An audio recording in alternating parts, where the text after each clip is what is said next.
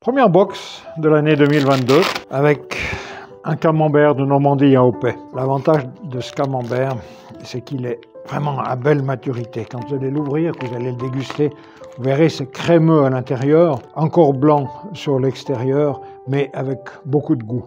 Le deuxième, crottin mi-sec. La même chose, le crottin a beaucoup de champignons.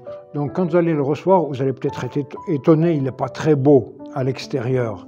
Il y a des champignons de toutes sortes de couleurs, mais c'est ça que je recherche dans l'affinage de mes fromages, c'est que ces champignons que j'appelle croûte spontanée se développent bien partout. Et quand on a de belles couleurs, je sais qu'à l'intérieur, on aura quelque chose de crémeux et quelque chose de savoureux. Donc le crottin mi-sec. Un fromage d'alpage du Valais, c'est l'alpage de Jorlot, fromage qui va très bien pour la raclette, mais qui est aussi très très bon à manger à la main. Jorlot, ça se trouve dans le Bas-Valais, à côté de Tannay, si vous connaissez le lac de Tannay, un très bel endroit pour se promener. Et au-dessus de Tannay, il y a l'alpage du Haut. Ça vaut vraiment la peine d'aller le visiter parce que c'est un endroit très très sauvage, très très joli. Donc alpage de Jorlot. Un autre alpage pour compléter cette box, c'est l'alpage, c'est un gruyère des Emburnais. On est dans le Jura vaudois. Gruyère des Emburnais commence à être réputé parce qu'il a eu 2 fois le Swiss Cheese Award. Et moi, je l'ai affiné maintenant pendant 18 à 19 mois. Alors, vous verrez en le dégustant, il y a une saveur. C'est pas très fort en goût, mais un équilibre.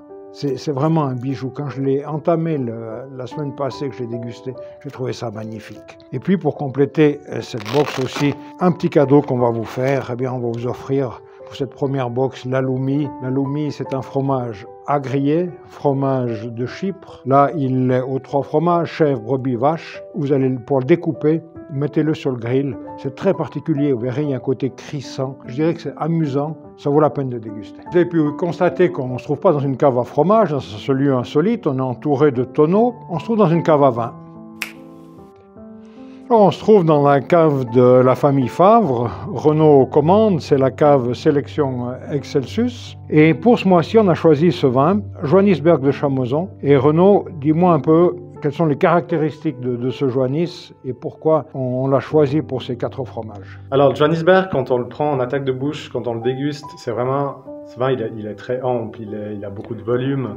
C'est un vin qui a un peu une impression d'onctuosité. Donc l'arrondi.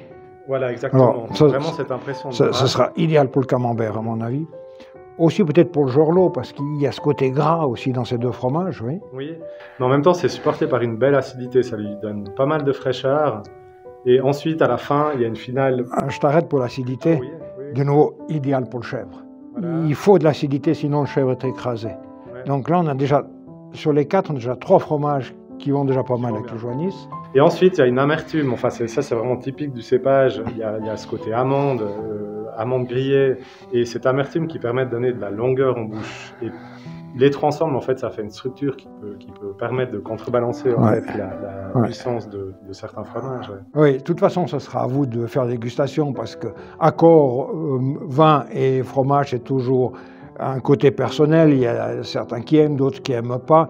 Mais à mon avis, ça sera certainement réussi parce que les caractéristiques sont bien là et on va pouvoir faire une belle dégustation avec ça.